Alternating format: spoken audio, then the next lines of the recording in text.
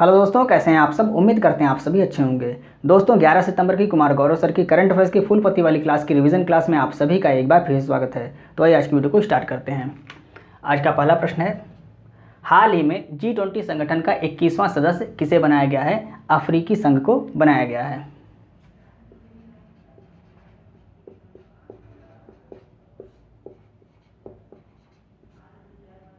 इसे इंग्लिश में African union भी कहते हैं।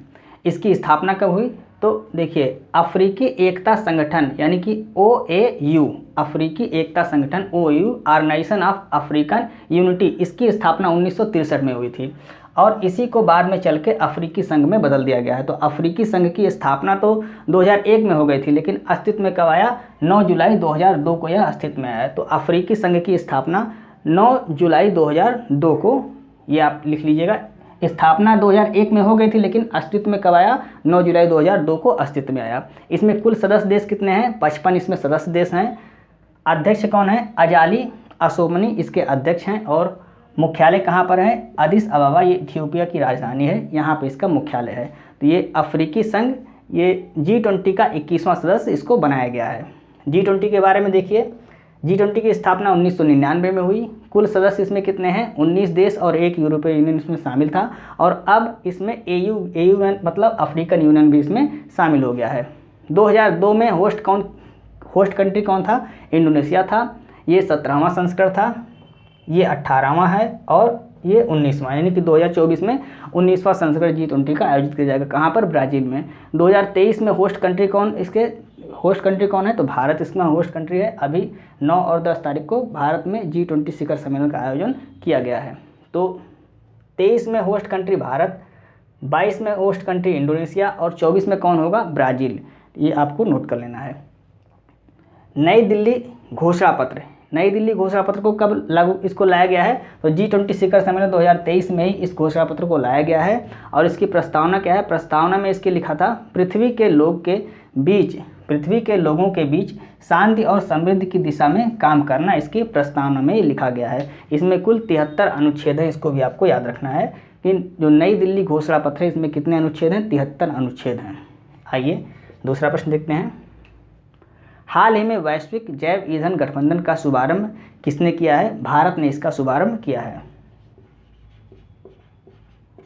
भारत ने इसका शुभारंभ किया है। नई दिल्ली में G20 शिखर सम्मेलन 2023 में इसको स्टार्ट किया गया है। उद्देश्य क्या है, ईंधन के वैकल्पिक स्रोत को बढ़ावा देना इसका उद्देश्य है। और इसके लिए क्या किया जाएगा, तो पेट्रोल में 20% इथेनॉल को मिलाया जाएगा। इसके लिए ईंधन के वैकल्पिक स्रोत को बढ़ावा देना इसका उद्देश्य है और इसके लिए पेट्रोल में 20% इथेनॉल को मिलाया जाएगा। ऐसा भारत क्यों कर रहा है, तो भारत का लक्ष्य है 2070 तक शुद्ध शून्य कार्बन उत्सर्जन का, इसलिए भारत ऐसा कर रहा है। और भारत ने यह गठबंधन किया है जिसका शुभारंभ कहाँ पर किया गया है, नई दिल्ली के G20 शिखर सम्मेलन में इसको स्टार्ट किया गया है।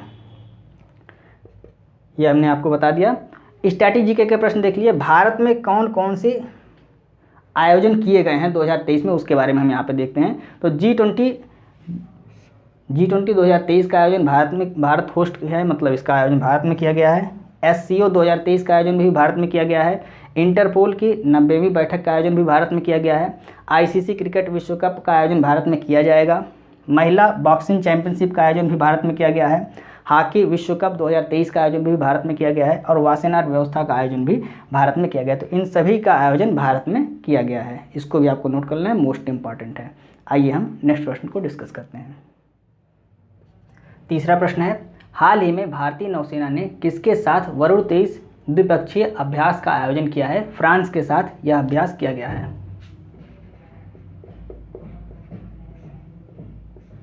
फ्रांस के साथ यह अभ्यास किया जाता है। यह दूसरा चरण था। आयोजन कहाँ पर किया गया, अरब सागर में इसका आयोजन किया गया। पहले चरण का आयोजन कहाँ पर किया गया था, पश्चिमी घाट पर किया गया था। कब किया गया था, जनवरी 2023 में पहले चरण का आयोजन किया गया था। भारत और फ्रांस के बीच और कौन से युद्धाभ्यास होते हैं, शक्ति युद्धाभ्यास, गरुड़ युद्धाभ्यास और वरुण युद्धाभ्यास। तो ये क्या था, ये वरुण 23 युद्धाभ्यास था। ये नौसेना का अभ्यास होता है। गरुड़ जो होता है भारत और फ्रांस के बीच अभ्यास, ये किसका होता है, ये वायुसेना का अभ्यास होता है। और शक्ति अभ्यास जो भारत और फ्रांस के बीच होता है वो क्या होता है, वो थल सेना का युद्धाभ्यास होता है। तो ये तीनों आपको याद रखना है। इसके अलावा फ्रिंजेक्स अभ्यास भी भारत और फ्रांस के बीच आयोजित किया जाता है।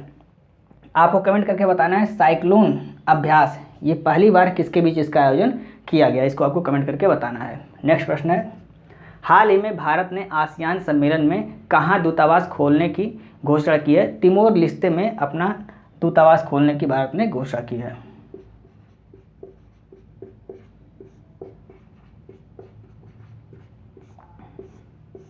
तिमोर लिस्ते ये आसियान का 11वां सदस्य बना है, मतलब आसियान का नवीनतम सदस्य कौन है? तिमोर लिस्ते, इसको 11वां सदस्य आसियान का बनाया गया है। तो जकार्ता इंडोनेशिया में 3 सम्मेलन किए गए। आसियान का 43वां शिखर सम्मेलन यहाँ पर किया गया और 18वां ईस्ट एशिया समिट यहाँ पर किया गया है और भारत आसियान शिखर सम्मेलन का 20वां संस्करण यहाँ पर आयोजित किया गया है।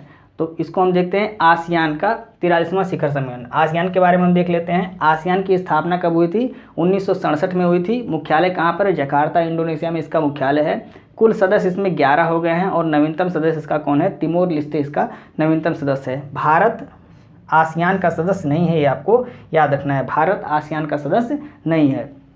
18वां ईस्ट एशिया समिट, इसमें कुल कितने सदस्य शामिल हैं? इसमें कुल 18 सदस्य शामिल हैं। आसियान के 10 सदस्य, तिमोर लिस्ते नहीं है, आसियान के 10 सदस्य हो गए। उसके बाद चीन, जापान और दक्षिण कोरिया, भारत, अमेरिका, रूस, ऑस्ट्रेलिया और न्यूजीलैंड, ये कुल मिला के कितने हो गए? कुल 18 सदस्य हो गए। तो 18वां ईस्ट एशिया समिट जो हुआ है, आपसे अगर पूछता है कि ईस्ट एशिया समिट में कुल कितने सदस्य देश हैं, तो इसमें 18 देश शामिल हैं। अब भारत आसियान शिखर सम्मेलन, तो यहाँ पे देखिए हाल ही में भारत ने आसियान सम्मेलन में कहाँ दूतावास खोलने की घोषणा की है? तो तिमोर लिस्ते में दूतावास खोलने की घोषणा की है। कौन सा सम्मेलन था? 20वां सम्मेलन था। इसमें 3 मुख्य बातें कही गई थी। कौन कौन सी? आतंकवाद की फंडिंग को रोकना, ये पहली बात थी। दूसरा था साइबर क्राइम पर कंट्रोल करना, ये दूसरी बात थी। और तीसरा कनेक्टिविटी को बेहतर करना। ये 3 बातें भारत आसियान शिखर सम्मेलन का 20वां संस्करण जो है उसमें कही गई थी। तो इसको भी आपको नोट कर लेना है। और दूतावास कहाँ पर खोलेगा भारत अपना? तो तिमोर लिस्ते में अपना दूतावास भारत खोलेगा।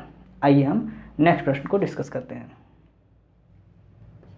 5वां प्रश्न है, हाल ही में चर्चा में रहे होराइजन साइंस रिसर्च प्रोग्राम का संबंध किससे है? इसका संबंध यूरोप से है।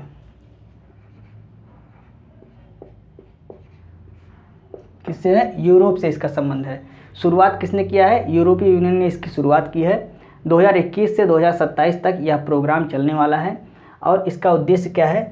साइंस पर रिसर्च करना, यानी कि साइंस पर अनुसंधान करना इसका उद्देश्य है। और इसमें नया सदस्य किसको शामिल किया गया है? यूनाइटेड किंगडम को इसमें शामिल किया गया है। यूरोपीय यूनियन का मुख्यालय कहाँ पर है? ब्रुसेल्स, बेल्जियम में इसका मुख्यालय है। स्थापना इसकी 1993 में हुई थी और कुल देश इसमें कितने हैं? 27 हैं। पहले इसमें 28 देश था, लेकिन उसमें से ब्रिटेन निकल गया था। ब्रेग्जिट के माध्यम से ब्रिटेन क्या हो गया था? यूरोपीय यूनियन से बाहर हो गया था। लेकिन अब पुनः इसमें ब्रिटेन शामिल हुआ है, यानी कि यूनाइटेड किंगडम इसमें पुनः शामिल हो रहा है। किस प्रोग्राम में? होराइजन साइंस रिसर्च प्रोग्राम में ब्रिटेन फिर से इसमें शामिल हो गया है। तो आपको याद रखना है, पहले इसमें 28 देश थे, अब इसमें 27 हो गए हैं। कौन सा देश निकला है? ब्रिटेन इससे बाहर हो गया था। ब्रेग्जिट के माध्यम से ब्रिटेन इसमें बाहर हो गया था। नेक्स्ट प्रश्न देखते हैं, हाल ही में डिजिटल किराया भुगतान के लिए नेशनल फर्स्ट ट्रांजिट कार्ड किसने लॉन्च किया है? SBI द्वारा इसको लॉन्च किया गया है। स्टेट बैंक ऑफ इंडिया द्वारा इसको लॉन्च किया गया है। SBI के अध्यक्ष कौन है? दिनेश खारा, ये स्टेट बैंक ऑफ इंडिया के अध्यक्ष हैं। उद्देश्य क्या है? परिवहन के लिए एक कॉमन कार्ड बनाना इसका उद्देश्य है। जैसे बस में आप जाते हैं या मेट्रो में जाते हैं या ट्रेन में जाते हैं, कहीं पर भी आप जाएंगे तो एक ही कार्ड से आप सभी जगह पर पेमेंट कर सकते हैं। इसका उद्देश्य यही है कि परिवहन के लिए एक कॉमन कार्ड बनाना। उस कार्ड से आप परिवहन, कोई भी परिवहन हो, चाहे बस हो, ट्रेन हो, मेट्रो हो, कहीं पर भी आप जाएंगे उसका उपयोग आप वहाँ पर कर सकते हैं। तो उद्देश्य है परिवहन के लिए एक कॉमन कार्ड बनाना। कॉमन कार्ड का सुझाव देने वाली समिति का नाम क्या है? नंदन नीलकेणी समिति इसका नाम है। इसको भी आपको याद रखना है। आइए हम नेक्स्ट प्रश्न देखते हैं। प्रतिवर्ष विश्व इलेक्ट्रॉनिक व्हीकल दिवस कब मनाया जाता है? EV मतलब इलेक्ट्रॉनिक व्हीकल दिवस कब मनाया जाता है? 9 सितंबर को मनाया जाता है।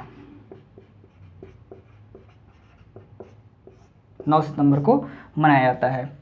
इस बार यह चौथा संस्करण मनाया गया है। इस बार कौन सा संस्करण मनाया गया है? चौथी बार यह मनाया गया है। स्टार्ट कब हुआ? 2020 में इसको स्टार्ट किया गया था। उद्देश्य क्या है? प्रदूषण को कम करना इसका उद्देश्य है। विश्व पर्यटन दिवस कब मनाया जाता है? 27 सितंबर को मनाया जाता है। अंतर्राष्ट्रीय पुलिस दिवस पहली बार कब मनाया गया है? 7 सितंबर को मनाया गया है। इसको भी आपको याद रखना है। फेम योजना और इवॉल्व मिशन किससे संबंधित है? इलेक्ट्रिक व्हीकल से संबंधित है। इसको भी आपको याद रखना है, इंपॉर्टेंट है। नेक्स्ट प्रश्न देखते हैं।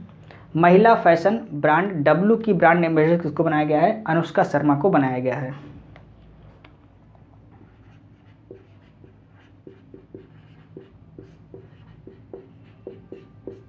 अनुष्का शर्मा को महिला फैशन ब्रांड डब्लू की ब्रांड एम्बेसडर बनाया गया है।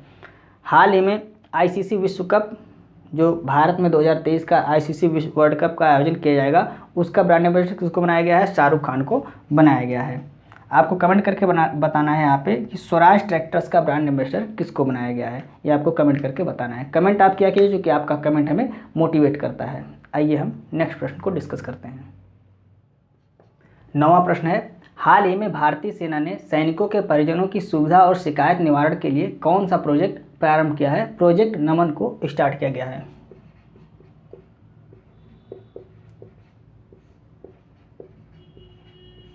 प्रोजेक्ट नमन किसके द्वारा स्टार्ट किया गया है? भारतीय सेना द्वारा इसको स्टार्ट किया गया है। और किस लिए स्टार्ट किया गया है? तो सैनिकों के परिजनों की सुविधा और शिकायत निवारण के लिए प्रोजेक्ट नमन को स्टार्ट किया गया है। इसके लिए HDFC बैंक के साथ समझौता भी किया गया है। पेंशन के लिए रक्षा मंत्रालय द्वारा स्पर्श पोर्टल को स्टार्ट किया गया है। पेंशन के लिए कौन सा पोर्टल स्टार्ट किया गया है? स्पर्श पोर्टल को स्टार्ट किया गया है। स्ट्रैटेजी के प्रश्न देखिए। प्रोजेक्ट क्लैप ये उत्तराखंड में इसको स्टार्ट किया गया है, यह शिक्षा से संबंधित है। प्रोजेक्ट सद्भावना ये लद्दाख में स्टार्ट किया गया है। तो प्रोजेक्ट सद्भावना लद्दाख में, प्रोजेक्ट क्लैप ये उत्तराखंड में स्टार्ट किया गया है। दोनों आपको याद रखना है। नेक्स्ट प्रश्न देखते हैं। हाल ही में नॉर्थ ईस्ट इंडिया फेस्टिवल कहाँ आयोजित हुआ है? इटली में इसका आयोजन किया गया है।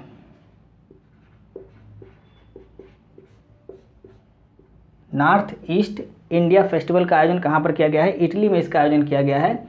इटली के मिलान नामक स्थान पर इसका आयोजन किया गया है। राजधानी क्या है इटली की? इटली की राजधानी रोम है, जो टाइबर नदी के किनारे स्थित है। प्रधानमंत्री कौन है यहाँ की? जॉर्जिया मेलोनी, ये पहली महिला प्रधानमंत्री, इटली की पहली महिला प्रधानमंत्री कौन है? Giorgia Meloni. इसको भी आप नोट कर लीजिए। विश्ववेध और एटना ज्वालामुखी कहाँ पर आता है? ये इटली में आता है। विश्ववेध और एटना ज्वालामुखी ये इटली में आता है। असम का पुराना नाम क्या है? असम का पुराना नाम कामरूप है। 1975 में देश का 22वां राज्य किसे बनाया गया? सिक्किम को बनाया गया था। 36वें संविधान संशोधन द्वारा इसको बनाया गया था। तो 1975 में देश का 22वां राज्य कौन सा बना था? सिक्किम बना था। 36वें संविधान संशोधन के द्वारा इसको बनाया गया था। नेक्स्ट प्रश्न है, fire on the Ganga life among the death in Banaras.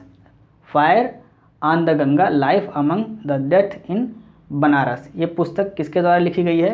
ये पुस्तक राधिका अयंगर द्वारा लिखी गई है।